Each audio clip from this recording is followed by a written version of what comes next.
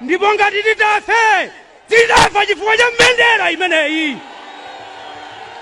Sitikukuopani. Wachiwiri kwa mtsogoleri wa dziko la Malawi anamwalira pa ngozi yomwe inachitika pa 10 Juni mchaka cha 2024 imene panalibe amene anapulumuka. Chipani cha UTM chinali kwambiri chodabwa komanso chinali ndi mafunso pazifukwa chimene ndegeyi inalibire transponder. Koma funso ndikumati transponder ndi chani?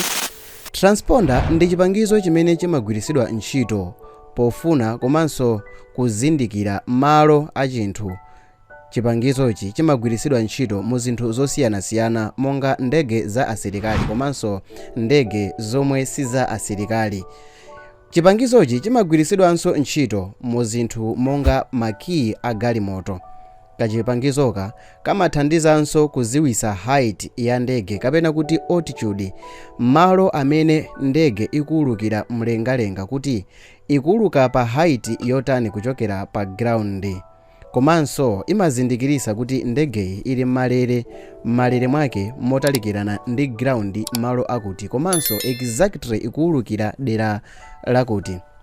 President wa dziko la Malawi analengeza kuti Vice President wamwalira.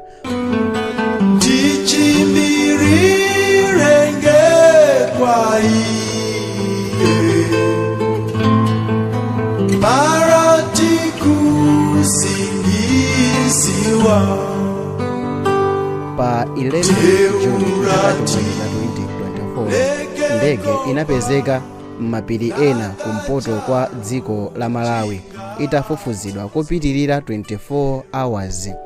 Chakwera anapereka uthengawu ndege itapezeka m'malo ena omwe panali chifunga chambiri. Chakwera anayankhula kuti ndegeyi inagwa pamene inkabwerera ku Lilongwe atalephera kutera pa bwalo la Nzozo ndipo inapha anthu onse amene anali mu ndegeyi. Ndege imene munakwera Saulos Chilimayi inasowa pa 10 Juni. Chimene chinachitika mu nthawi imeneyi chinali chakuti ankapita ku maliro a amene anali Attorney General wa dziko la Malawi ameneyi ndi olemekezeka a Ralph Kasambala. Koma pamene ananyamuka kupita ku bwalo la Nzozo nyengo sinali bwino motero kuti anthu anapanga chiganizo chokuti azibwereranso ku Lilongwe kulepheresa ulendo wa ku Nzozo uja. Koma pa nthawi imene ankabwera panalibenso communication iliyonse pakati pa asilikaliwa ndi amene amayang'anira maulendo apandege. Koma a UTM anadandaula kuti boma linkapanga chidodo pamene panali ntchito yosakasaka ndegeyi. Chipani cha UTM chinalinso odabwa kwambiri ndi kusowa kwa transponder mu ndegeyi.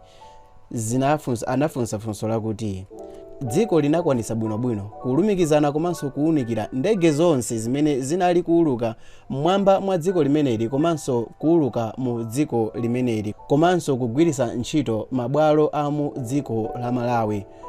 Koma dziko linalephera kuchita trace komanso kulumikizana ndi ndege imene inakwera president wa chipani cha UTM komanso vice president wa dziko la Malawi. Mu 2022 Chilima anazalandidwa zina mwa mphamvu zake posatira milandu yake imene ankakhuzidwa pa munthu wina amene ndi nzika ya dziko la Malawi koma waku Britain Zaneth Satar amene adali wakatangale okhuzana ndi ndalama yopitirira 150 million US dollars. Koma mwezi wa May 2024 anabwerera ndi mphamvu zawo zonse mu ofesi pamene khoti linathesa milandu yake yonse. Mwezi watha president wa ku Iran Ibrahim Raisi anafanso pomwe mtundu wa ndege ya helicopter inagwa chifukwa cha nyengo yoyipa m'mapiri kuyandikira Azerbaijan border. Dzina langa ndine Sam Mavita.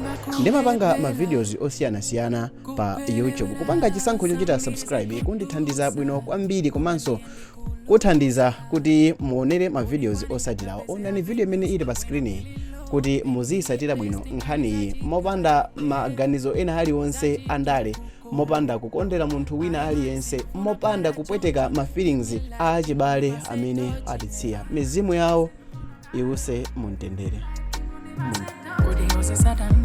Uziziwandan, and you send